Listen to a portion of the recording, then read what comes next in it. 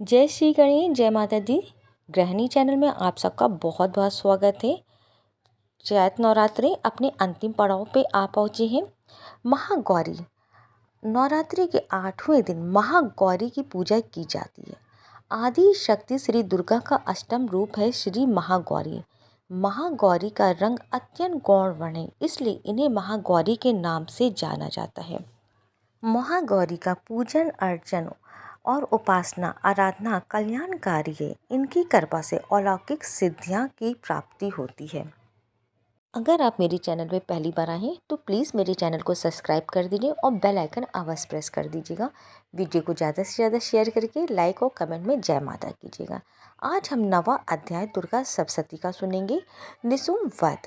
राजा ने कहा, हे ऋषि राज, आपने रक्त बीज के वध से संबंध रखने वाला वृतांत मुझे सुनाया। अब मैं रक्त बीज के मरने के पश्चात क्रोध में भरे हुए शुंभ व निशुम्भ ने जो कर्म किया वह सुनना चाहता हूँ।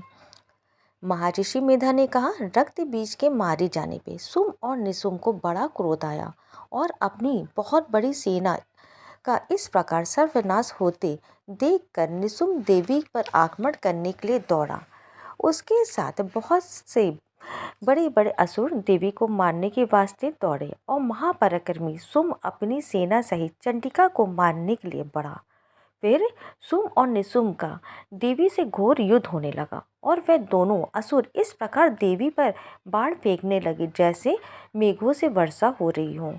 उन दोनों के चलाए हुए बाणों को देवी ने अपने बाणों से काट डाला और अपने शस्त्रों की वर्षा से उन दोनों दैत्यों को चोट पहुंचाई।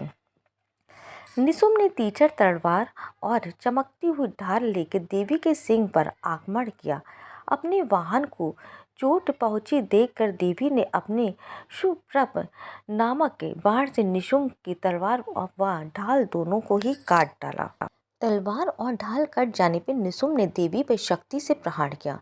देवी ने अपने चक्र से उसके 2 टुकड़े कर दिए। फिर क्या था, दैत्य मारे क्रोध के जल भुन गया और उसने देवी को मारने के लिए उसकी ओर शूल फेंका, किंतु देवी ने अपने मुक्के से उसको चूर चूर कर डाला। फिर उसने देवी पे गदा से प्रहार किया। देवी ने त्रिशूल से गदा को भस्म कर डाला। इसके पश्चात वे फरसा हाथ में लेके देवी की ओर लपका।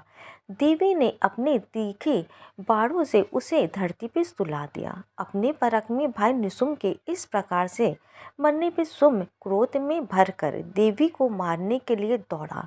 वह रथ में बैठा हुआ उत्तम आयुधों से सुशोभित अपनी 8 बड़ी बड़ी भुजाओं से सारे आकाश को ढके हुए था।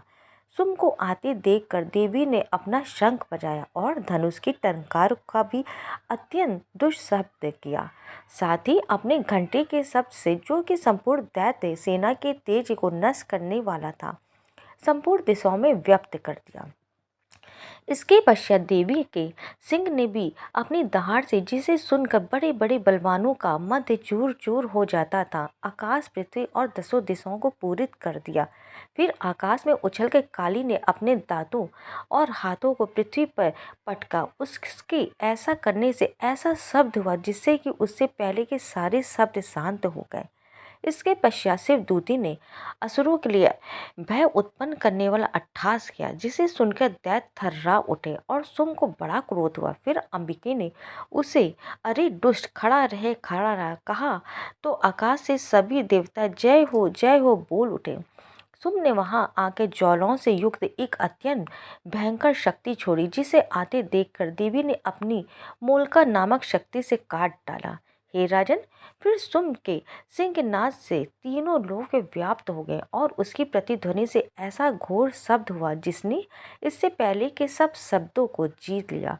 शुंभ के छोड़े बाणों और देवी के छोड़े बाणों को शुंभ ने अपने बाणों से एक काट सैकड़ों और हजारों टुकड़ों में परिवर्तित कर दिया। इसके पश्चात जब चंडिका ने क्रोध में भर के शुंभ को त्रिशूल से मारा तो वह मूर्छित होकर पृथ्वी पर गिर पड़ा।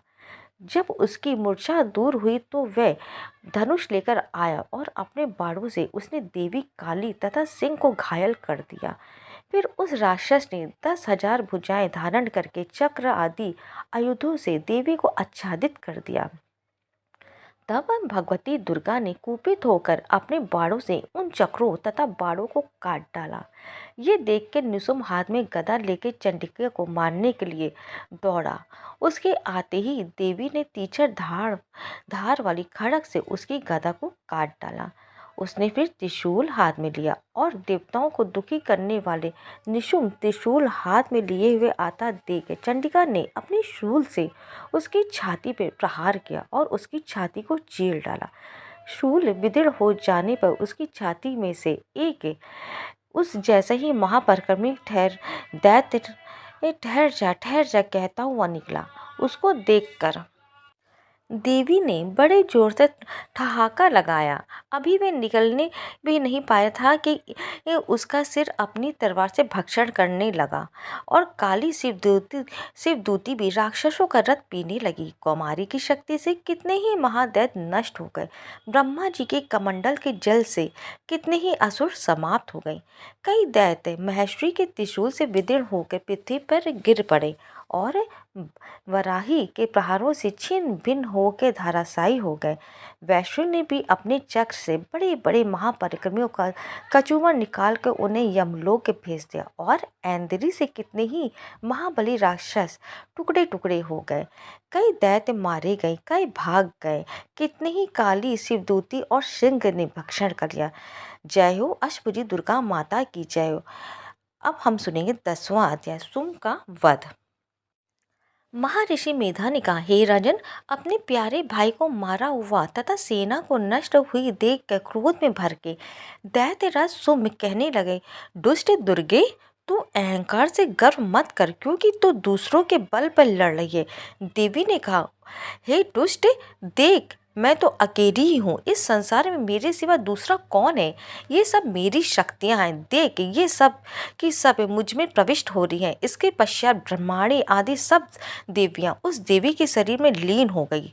सब की सब मुझ में प्रविष्ट हो रही हैं और देवी अकेली ही रह गई। तब देवी ने कहा, मैं अपनी ऐश्वर्य शक्ति से अनेक रूपों में यहाँ उपस्थित हुई थी। उन सब रूपों को मैंने समेट लिया। अब मैं अकेली ही यहाँ खड़ी हूँ। तुम भी यहीं ठहरो। महर्षि मेधा ने कहा। तब देवताओं तथा राक्षसों को देखते देखते देवी तथा शुंभ में भयंकर युद्ध होने लगा। अंबिका देवी ने सैकड़ों अस्त्र शस्त्र छोड़े। उधर दैत्यराज ने भी भयंकर अस्त्रों का प्रहार आरंभ कर दिया।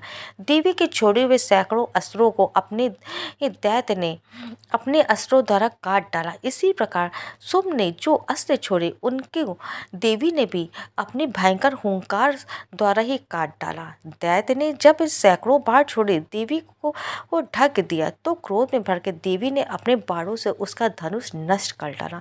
धनुष कट जाने पर दैत्येंद्र ने शक्ति चलाई, लेकिन देवी ने उसे भी काट कर फेंक दिया। फिर दैत्येंद्र चमकती हुई ढाल लेकर देवी को और दौड़ा, किंतु जब वह देवी के समीप पहुंचा तो देवी ने अपने तीक्ष्ण बाणों से उसकी चमकने वाली ढाल को भी काट डाला। फिर दैत्येंद्र का घोड़ा मर गया, रथ टूट गया, सारथी मारा गया। तब वह भयंकर मुद्र लेकर देवी पर आक्रमण करने के लिए चला, किंतु देवी ने अपने तीक्ष्ण बाणों से उसके मुद्र को भी काट दिया। इस पर दैत्य ने क्रोध में भरकर देवी की छाती में बड़े जोर से एक मुक्का मारा। दैत्य ने जब देवी को मुक्का मारा तो देवी ने भी उसकी छाती में जोर से एक थप्पड़ मारा। थप्पड़ खाकर पहले तो दैत्य पृथ्वी पर गिर पड़ा, किंतु तुरंत ही वह उठ खड़ा हुआ और फिर देवी को पकड़कर आकाश की ओर उछला और वहां जाकर दोनों में युद्ध होने लगा। वह युद्ध ऋषियों और देवताओं को आश्चर्य में डालने वाला था। देवी आकाश में दैत्य के साथ बहुत देर तक युद्ध करती रही। फिर देवी ने उसे आकाश में घुमाकर पृथ्वी पर गिरा दिया। दुष्टात्मा, दैत्य पुनः उठकर देवी को मारने के लिए दौड़ा। तब उसको अपनी ओर आता हुआ देखकर देवी ने उसकी छाती विदीर्ण कर के उसको पृथ्वी पर पटक दिया। देवी के त्रिशूल से घायल होने पर उस दैत्य के प्राण पखेरु उड़ गए और उसके मरने पर समुद्र, द्वीप, पर्वत और पृथ्वी सब कांपने लगे। तदनंतर उस दुष्ट आत्मा के मरने से संपूर्ण जगत प्रसन्न व स्वस्थ हो गया तथा आकाश निर्मल हो गया। पहले जो उत्पात सूचक मेघ और उल्कापात होते थे वे सब शांत हो गए।